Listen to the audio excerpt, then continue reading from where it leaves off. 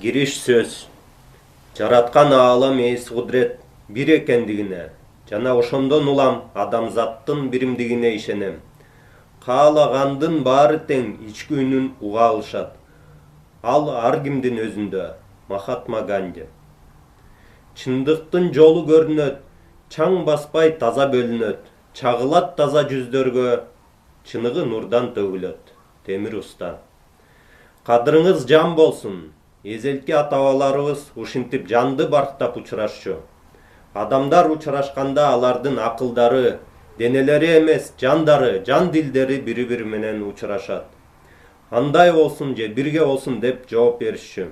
Жана ошондой эле арыбаңыздар деп адамдын жан дүйнөсүнө кайрылып учурашчу.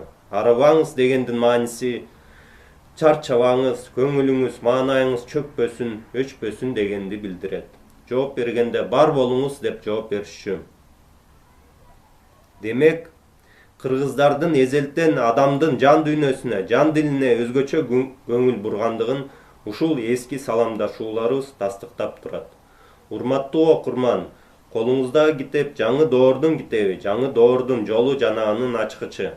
Ошондуктан дил жолун, руханий өнүгүүнүн кийинки тепкичине көтөрүлүп чыгуу үчүн, жаңы доорго ийгиликтүү өтүш үчүн сиздин аң сезимиңизге түрткү бере турган, дүйнөгө болгон көз карашыңызды тереңдетип кеңейте турган, жан дилиңизди козгоп ойгото турган курал катары кабыл алыңыздар.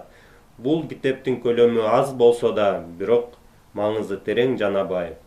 Кыргыз тилинде дил жана жүрөк деген сөздөрдүн мааниси окшош, аларды синоним деп атап койсок болот. Бирок дил бул жөн гана жүрөк эмес. Дил бул жандуу жүрөк. Жүрөк деп биз көбүнчө адамдын же башка жаныбардын денесиндеги бир бөлүгүн, бир дене мүчөсүн, этин айтабыз. Өлүк дененин токтоп калган жүрөгүн биз дил деп атай албайбыз. Анткени ал дененин, жүрөктүн жаны, руху, куту бөлүнүп чыгып кеткен. Ошондуктан дил бул жан рухту, кутту камтыган тирүү жүрөк. Жана ошондой эле дил деген сөз жан, рух деген маанинде да колдонот. Бирок дил сөзсүз жүрөккө байланган. Дил бул жан дүйнөнүн өзөгү. Бүгүн көпчүлүк адамдардын дүйнөгө болгон көз караштары өзүмчүл акылдын эрежелери менен чектелип, жаңы доордун талабына туура келбей, жалпы адамзаттын гана эмес, жер энебиздин да жок болушуна себепкер болуп калышы ыктымал. Дил жолу кыргыздар үчүн гана эмес, жалпы адамзат үчүн арналат.